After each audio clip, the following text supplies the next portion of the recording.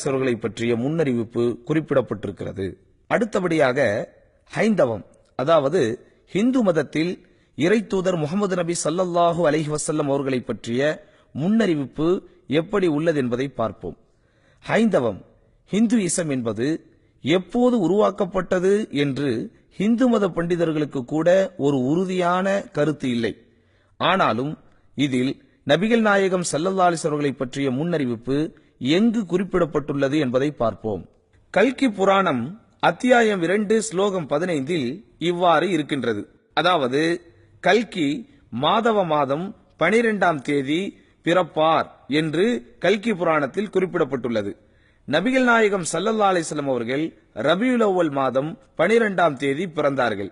அதாவது மாதவ மாதத்தை அரபு மொழியில் ரபியுல் அவ்வல் என்கிற பெயரில் அழைப்பார்கள். மேலும் கல்கி புராணத்தில் கல்கி அடிமைகளை ஒழிப்பார் என குறிப்பிடப்பட்டுள்ளது.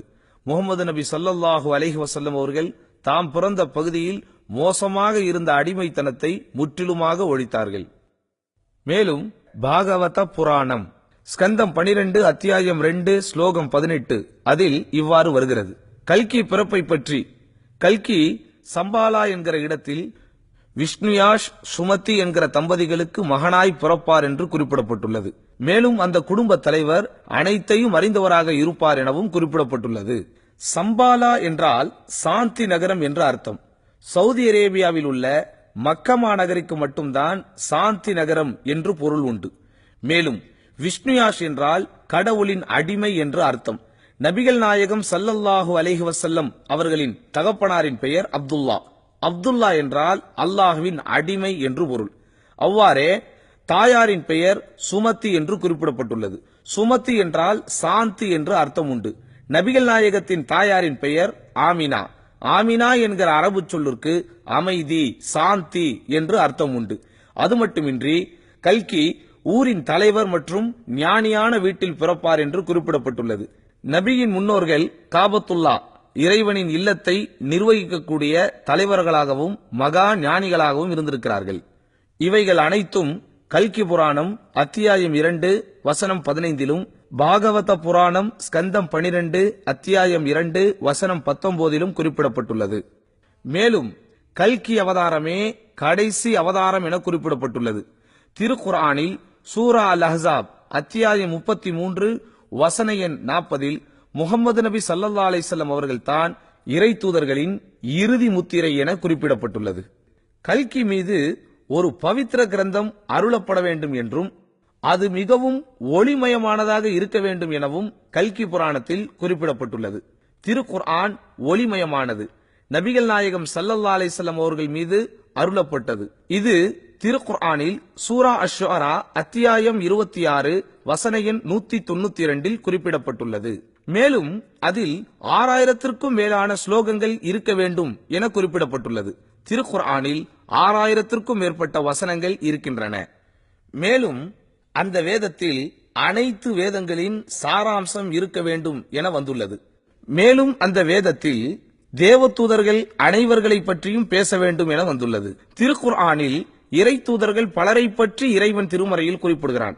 அதில் 25 இறை தூதர்களின் பெயர் குறிப்பிடப்பட்டிருக்கிறது. பெயர் குறிப்பிடப்படாமல் பல இறை தூதர்கள் பற்றிய தகவல்கள் வந்திருக்கிறது.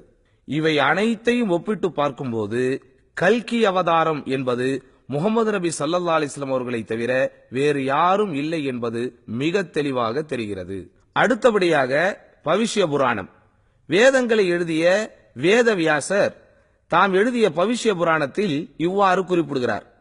एतस्मिन्नन्तरे म्लेच्छा आचार्येण समन्विताः मुहम्मदम् इति ख्याता शिष्यशाखा समन्विता रूपच्छैव महादेवम् मरुस्थल निवासिनम्. ஒரு அந்நிய பாஷையை சார்ந்தவர் தனது சீடர்களோடு வருவார். அவரின் பெயர் முஹம்மதம் என்றும் அவர் பாலைவனத்து பகுதியை சார்ந்தவர் என்றும் குறிப்பிடப்பட்டுள்ளது. लिङ्गच्छेदी सिकाहीनः श्मश्रुधारी सदूषकः उच्छलापि सर्वभक्षी भविष्यति जनो मम विना कौलञ्चेशवस्तेषाम् भक्षामता मम मुसलैनैव संस्कारः कुशैरिव भविष्यति तस्मान् मुसलवन्तो हि जातयो धर्मदूषका इति पैसाच धर्मच्च भविष्यति मया कृताः. லிங்க சஷ்டி என்றால் அவர் விருத்த சேதனம் செய்தவராக இருப்பார். சிகாஹீனஹா என்றால் அவருக்கு தலையில் குடிமை இருக்காது, முகத்தில் தாடி இருக்கும். உச்சலாப்பி என்றால் அவர் உரத்த சப்தத்தில் தொழுகைக்கு அழைப்பு கொடுப்பவராக, அதாவது பாங்கு கொடுப்பவராக இருப்பார். பக்ஷி என்றால் இவர் சைவம் மற்றும் அசைவம் உண்பவராக இருப்பார். முசலை நைன சம்ஸ்காரஹா, அதாவது அவர்கள் முஸ்லிம்கள் என்று அழைக்கப்படுவார்கள். இவர் பஞ்சகருவில் சுத்தம் செய்யப்படுவார் என்றும் கூறினார். நபிகள் நாயகம் ஸல்லல்லாஹு அலைஹி வஸல்லம் அவர்களின் இதயத்தை ஹஸ்ரத் ஜிப்ரீல் அலைஹிஸ்ஸலாம் அவர்கள் 2 முறை சம்சம் நீரில் சுத்தம் செய்திருக்கிறார்கள். ஓ போஜராஜா, நானே அவருக்கு தாசனாகி விடுவேன் என்பதால் நீ கூட அவரின் மார்க்கத்தை பின்தொடரு என்று பவிஷ்ய புராணத்தில் வேதவியாசர் கூறுகிறார். மேலும் இறைத்தூதர் நபிகள் நாயகம் முஹம்மது ஸல்லல்லாஹு அலைஹி வஸல்லம் அவர்கள் ரிக்வேதத்தில் நரஷம்சா என்கிற பெயரிலும் சாமவேதத்தில் அகமதி என்ற பெயரிலும் அறியப்படுகிறார்கள். அன்பிற்கினிய சகோதர சகோதரிகளே, இவ்வளவு நேரம் நீங்கள் கண்ட காணொளியில் இறைவனை பற்றியும் இறை தூதரை பற்றியும் நீங்கள் தெரிய வேண்டிய அவசியமான விளக்கங்கள் உங்களுக்கு எடுத்துச் சொல்லப்பட்டிருக்கின்றன. ஆதலால் தயவு கூர்ந்து இதிலே குறிப்பிடப்பட்டிருக்கிற அனைத்து விஷயங்களையும் நீங்கள் மிக தெளிவாக சிந்திக்க வேண்டும். காரணம், இந்த உலகத்தில் நமக்கென்று நிர்ணயிக்கப்பட்டிருக்கிற மரணம் எப்பொழுது வேண்டுமானாலும் நம்மை அடையும். மரணத்திற்கு முன்னர் உண்மையான மார்க்கத்தையும் உண்மையான இறைவனையும் கட்டாயம் நாம் தெரிந்திருப்பது நம் மீது சுமத்தப்பட்டிருக்கிற கடமை. ஆதலால் அருமை சகோதர சகோதரிகளே, மீண்டும் ஒருமுறை இந்த காணொளியை நன்றாக நீங்கள் கண்டு இதிலே குறிப்பிடப்பட்டிருக்கிற விஷயங்கள் அனைத்தையும் சிந்தித்து பார்த்து பரலோக ராஜ்யத்தில் பூர்வ ஜென்ம பூமியில் அந்த ஒப்பற்ற சுவனபதியில் நுழைவதற்கு முயற்சி செய்வோமாக.